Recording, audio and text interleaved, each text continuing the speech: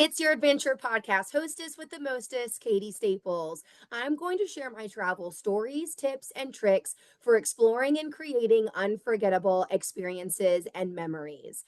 Find me on Instagram at the.great.escape.podcast so you can follow along and I can hear from you.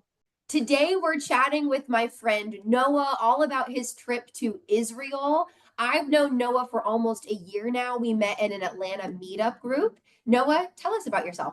So I'm Noah Hershman. I'm 36 years old. I'm from West Palm Beach, Florida, and I've lived in Atlanta for the last 7 years. I work in the film and entertainment business. I specialize in copyright and intellectual property matters. So thank you for being on. I'm really excited because you have one of the fun international trips to talk about of all my friends, and I've never been to Israel. So when was the trip? How long were you there? The trip was from the middle of June to the middle of July 2005 when I was 16 years old.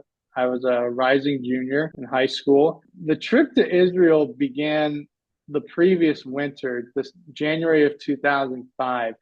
I participated in a week-long ambassador program with American and Israeli teens. And I had the opportunity with my family to host a teenager from a little town called Rosh Pinna. And so I got to meet this guy, and my parents got to know him. And eventually, that following summer, I went to Israel for a month. And at the end of the trip, I got to spend a week with this same guy and his parents on their little kibbutz. And a kibbutz, for those of you who don't know, it's basically a farm with like a modern house and various rural fixings, such as like a stone pita oven in the back where we made little pizzas. They had goats on the farm as well, so they made goat milk and goat cheese. Is your heritage like, are you Jewish? Like what got you into this? Yeah, so I was born and raised in a Jewish family. The original premise for me to go to Israel was my late grandmother, my Savta. She wanted to take all of us to Israel, my siblings, my cousins, and I. She wanted to take us to Israel as a bar or bat mitzvah gift after we completed it. Unfortunately, in the summer of 2002, when I would have been first able to go with her, things were pretty tense over there. There was a lot of violence going on. Wasn't the safest place to be. But a few years later, this group trip through the Jewish Federation of Palm Beach County came about. And my grandmother, not being able to go on this trip, was willing to sponsor my spot on the trip. So I got to go with my peers. And it was funny because even though everybody there didn't know each other, I knew all but two people on the trip previously in some way, shape, or fashion.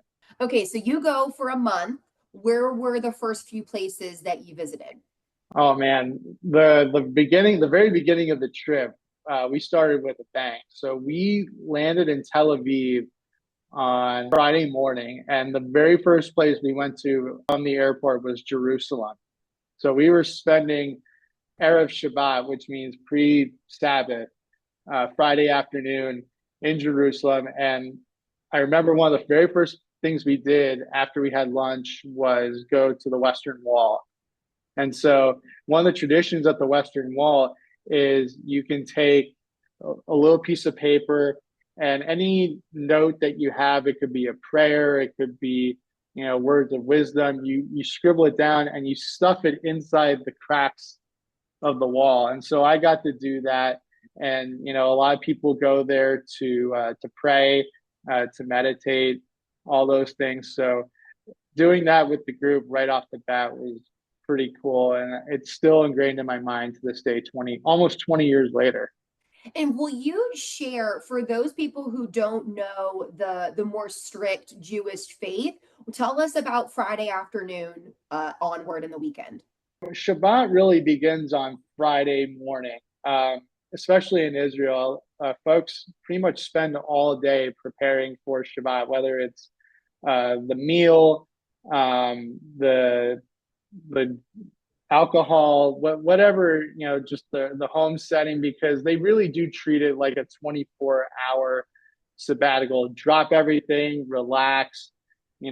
Even things such as using technology, putting the lights on, is kind of frowned upon. Israel is a pretty secular country. There is a strong segment of the population that does take the rest and relaxation part very seriously. So you try to avoid watching TV, try to avoid using any kind of technology, being on the road.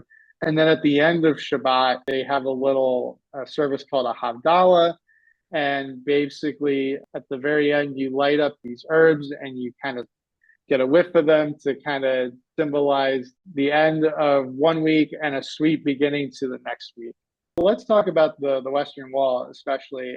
Even though, believe it or not, Israel is not a theocratic country, it's actually a secular state, which is evidenced by the fact that about 25 to 30% of the population is not Jewish. There's several million Arabs who live there. There's Christians who live there. I believe there's Indian Hindus who live there as well. But when you're at the Western Wall, they still abide by a lot of Orthodox practices. So women need to be covered. They need to have their arms covered.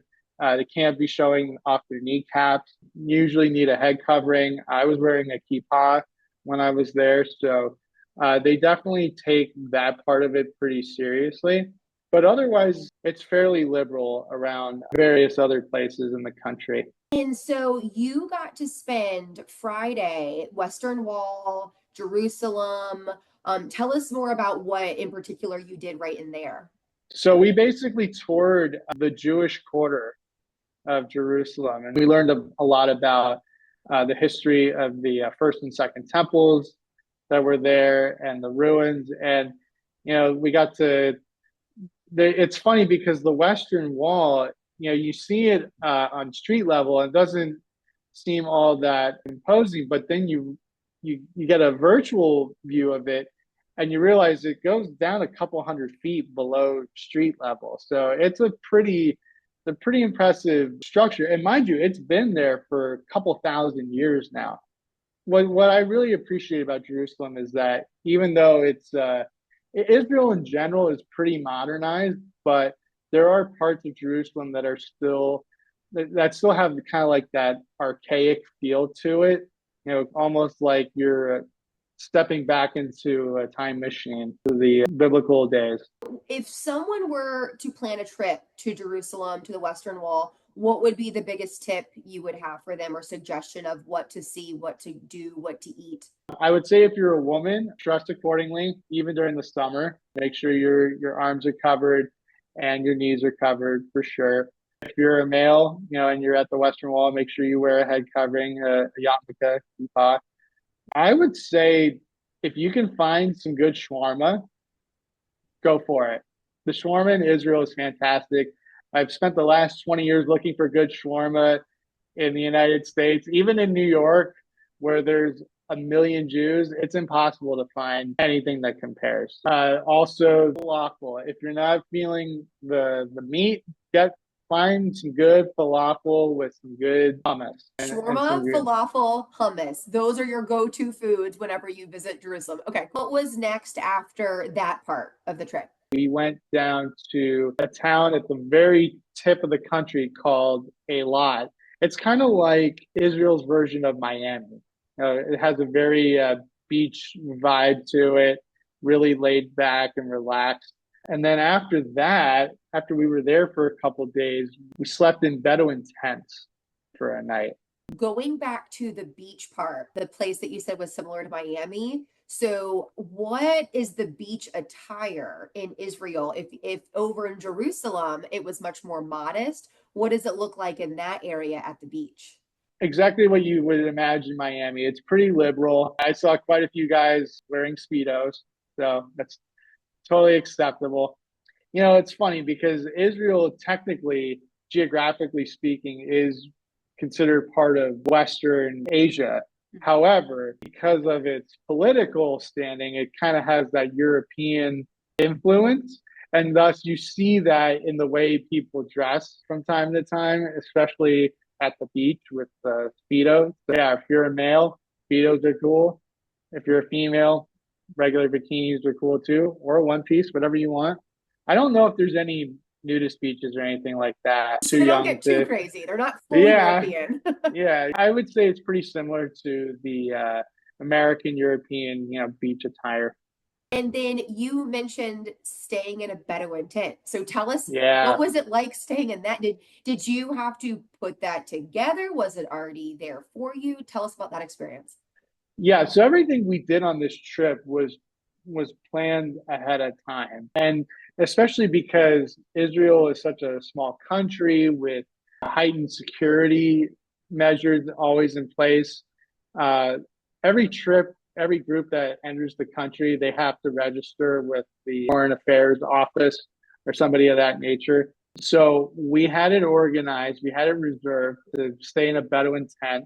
We stayed there I remember specifically, we stayed there on a Wednesday night. We got there like late afternoon, probably 2, 3 o'clock, and we rode camels for a while. Then we had this beautiful Hold on, we got to go dinner. back to the camel part. You can't just skip over. Yeah, we rode some camels. Tell us about the what? I feel like I've ridden a camel at like a state fair or something. So tell us about the camels. They're impressive animals. I mean, you see them on TV, you see them in National Geographic magazines, and they don't look like the most intimidating animals, but trying to get it on one and staying on it can be a little challenging. It's not the most comfortable, but even keeping your balance can be a bit tricky sometimes. There was 20 of us on this trip. And so I think I want to say we had no more than three to a camel. Three There's quite a people few. on a camel at once? Yeah, because I think if I remember correctly, some of them had a single hump, some of them might have had two. It didn't seem like there were a bunch of people stacked on each camel, but we definitely rode a couple people per camel. Okay. After camels, what came next? And then we had this wonderfully curated Bedouin style dinner in the tent. So we're all sitting on the ground, plates in front of us, people coming, pouring us tea. We're basically serving dinner, shared platter style. And then we had a guy play some music for us, like some, Bedouin style, Middle Eastern. Because I think the Bedouins, if I'm not mistaken, are an Arab tribe, if I remember correctly. But yeah, we had a pretty early night because we woke up early the next morning to hike Mount Masada to see the sunrise over the mountains, which was incredible. We had some guys who had the digital cameras, those Nikon cameras that get the frame by frames. Unbelievable. And it was a good thing we went early in the morning because if we had tried to go like 9, 10 a.m., we would have roasted and trying to climb up the hillside. The temperatures get pretty gnarly in that part of the world, even in June. What was your favorite part of all of that? Even though I was half awake when I did it, climbing up Masada was pretty cool. Because it wasn't an easy hike. You know, mind you, we're doing this mostly in pitch blackness. Because we're doing it at like 5 a.m. before sunrise. And you're part of a big group of almost 20 people. You don't want to like topple over people and ruin everybody's clothes. But that was the cool thing about Israel was we did a lot of hiking at various cliffs and dune trails and whatnot. I forgot to mention while we were down in Eilat, we did do some 4x4 off-roading. Yeah, I didn't realize that Israel had lots of great hiking and dunes. Tell us about the four-wheelers. I would consider Israel, especially the western coast of Israel, like where Tel Aviv is and where Eilat is. It's eerily similar to Southern California. So if you've ever been to Los Angeles or San Diego or Dana Point, Long Beach, Huntington Beach, places like that, it's a beach, but it's in a umbrella of a desert climate. So it's a very dry area and do have palm trees out there, just like they do in Southern California. Whether or not they're as native, I'm not sure. I know they're definitely native in South Florida where I'm from, but they have them. So yeah, it's kind of cool how they have that desert climate kind of like in a coastal area. Tell us about the hiking. A lot of sand, a lot That, of I mean, that's a sand. workout. Just walking the beach in the sand, you use all kinds of different muscles to like stabilize yourself. People don't understand how much more of a workout that is. Okay, so are the trails sandy? And rocky too. You know, there's a lot of cliffs in that part of the world, and you don't realize it, but there's definitely peaks and valleys and elevation. And at one point, we got to rappel down like this little cliff that was like maybe 20, 30 feet. Like they tied a strapped on the rope, and it had the gadgets so that we could go down 20 feet or so. And then luckily there was a little pathway where we could kind of walk back up to the top of the ledge. But I will say this, Katie, going to Israel really defeated a lot of fear I had about traveling internationally, especially because this was the first time that I had ever traveled outside of North America when And I you did that weren't with trip. your family, you're with a bunch of peers and one teacher or something, right?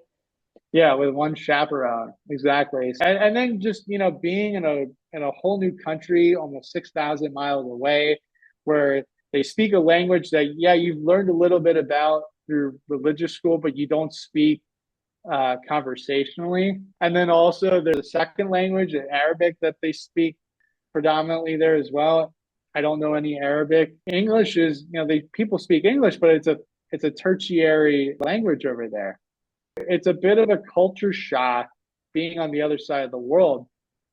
But at the same time, as soon as you come out of Ben Gurion Airport, you instantly see how developed it is and how modernized it is. And some of that can be attributed to the support of the United States and other G7, G8 countries. But Israel itself, they've done a fantastic job of both reaching towards the future, but also respecting its ancient heritage. That's cool. Because I mean, there's so much history in that Yeah. country. What was your favorite part of all the historical things that you saw and did? I'd have to say it was going to the Dead Sea. That was pretty cool. So, you go into the Dead Sea, and it is like the saltiest of salt water you've ever experienced. Good luck trying to sink. You're not going to. You know how like when you're younger and you take the swimming classes, right? They tell you to lay on your back, put your arms and legs out and float. Yeah, sometimes it's challenging in regular water, especially ocean water, but in the Dead Sea, because it's so thick, that's not a problem. Like I'm lucky I didn't burn my eyes too bad while I was in there. Your family hosted a young gentleman from Israel, right? And then you Yeah. got to go over and stay with their family. So tell us about that. That was also a unique challenge because the mother, she spoke pretty fluent English. The father did not speak any English. And I made the mistake of not really practicing or brushing up on any Hebrew prior to that. So anything that I needed to say to the father had to be interpreted through my friend or the wife. But I mean, we got along great. The accommodations were lovely. They had a TV, they had, modern appliances. They were fantastic cooks. We were able to meet up with various friends in the neighborhood. It was nice because there were nights where we got to where the other kids, my peers from the United States, from South Florida, and our Israeli peers, we would get together and we'd meet up in a park and we'd bake pizzas or burgers or whatever, or we'd play fun games that the Israelis grew up with. You know, it was cool to kind of get a different perspective on somebody your age, but who grew up in a totally different culture, kind of like a homogenous culture that you only really hear about through your peers or you kind of see on TV. But when you actually get to see it in the flesh, it's a real eye opener, and you start to appreciate your heritage and where you come from. What's the biggest difference between being a 16-year-old in, at that time, Florida, and a 16-year-old in Israel? At least being in Florida, I'm at a point where I'm getting ready to go into my junior year of high school. And I'm starting to think about things like taking the SATs and, AP classes and looking at colleges and all of that. When you're 16, 17 in Israel, you're trying to soak up the last bit of freedom you have because once you turn 18, you're off to IDF for 3 years. You have to serve in the military. Unfortunately, I fell out of touch with the kid that I stayed with. So I have no idea what happened if he ever made it out of his IDF service or not. And unfortunately, there are kids who lose their lives in combat or they survive but suffer injuries and deal with all sorts of mental and physical health issues when they come out of the service. So the appreciation that I have for the opportunities that I have. The 3 year IDF service is mandatory, right? Male, female, Correct. all walks of life. If you are an Israeli citizen, at 18, it's mandatory. Yes. To my understanding, yes. What suggestions would you give someone that was planning a trip to Israel, especially if they're coming from the United States? I know earlier you shared if you're visiting the Western Wall, make sure that you dress appropriately. What else would you suggest that they bring or plan ahead, look into, etc.? If you're coming during the summer, it gets pretty hot. So you want to wear fairly light clothes. In the winter, it gets a little chilly. So you dress accordingly. Overall, I would say if you're going to go to Israel, a minimum time you want to be there is 2 weeks. You want to hit as many places as you can. And I think if you're able to spend 2 days in various places, you'll get a nice, eclectic, diverse taste of all the things Israel has to offer. So whether that's Jerusalem, Tel Aviv, Eilat, the bedouin tents, small towns like Rosh Pinna. There's so much that Israel offers. There's a lot to explore. If you have a connection in Israel, I would strongly suggest utilizing that connection. So whether it's somebody who lives there, if they're able to host you for a night. I had a really funny experience a little over a year ago. I was out in Denver, Colorado, working and taking in the city for a few days. And I was staying at this hotel, and one morning I'm at breakfast, and these two Israeli guys sit down next to me. And I could tell I was pretty sure they were Israeli because I knew they weren't speaking English, but I kind of picked up on their dialect and, some of their dictation. And I asked the guy next to me, I said, "You guys were speaking Hebrew, weren't you?" He goes, "Yeah." I said, "You're from Israel, aren't you?" He goes, "Yep." And so I hit it off with them, because I'm a fellow Jew. And the next day, I saw that same guy again at breakfast, and we exchanged contact information. And he said, "Next time you're in Israel, you're more than welcome to join me, my wife, and my kids for a Shabbat dinner." Is that kind of camaraderie? Is that normal for people in the same faith like that? I think so because we're such a small. You have to understand Judaism is only 0.2% of the world's population. There are almost 9 billion people, or Point was it two, point two point? percent? Yeah, Oh, yeah, cool. I love that community to know that you met someone at a hotel breakfast who said, "Hey, whenever you're in the country again, come to my home and break bread with us." That's really beautiful. Is there anything else you wanted to share with us about your trip or what people should think of if they're considering a trip? if people are considering a trip, especially if you're not Jewish, I think people will be pleasantly surprised at how welcome they will feel in Israel. So So the sense of community and the sense of like welcoming and openness, that's what you want the people to know. yeah, I want people to know that Israel really is for anybody and everybody. And it has a lot to offer. There's a lot of culture, history, great food, a lot of innovation. I think people would be pleasantly surprised visiting Israel. Noah, thank you so much for sharing with us about your trip and all of the good tips if anyone's planning a trip in the near future. Do you share any of your travel? Do you have an Instagram or anything you want people to know about? You can follow me on Instagram at Noah Z Hershman. And you can also follow my music page too. I play the djembe. In fact, Israel is where I first found out what a djembe was. One of the guys on my trip bought one while we were out there. What He is it? we Is it a stringed instrument? It's like a Congo drum. Oh, You hold it in between your legs, and you kind of hit it with both your hands. And depending on the pitch, it makes these beautiful kind of snare sounds. okay. What's your music page? It is HTWNBEATZ, H Town Beats. H Town Beats. I love it. Thank you so much, Noah, for sharing all of that with us. Super appreciate you.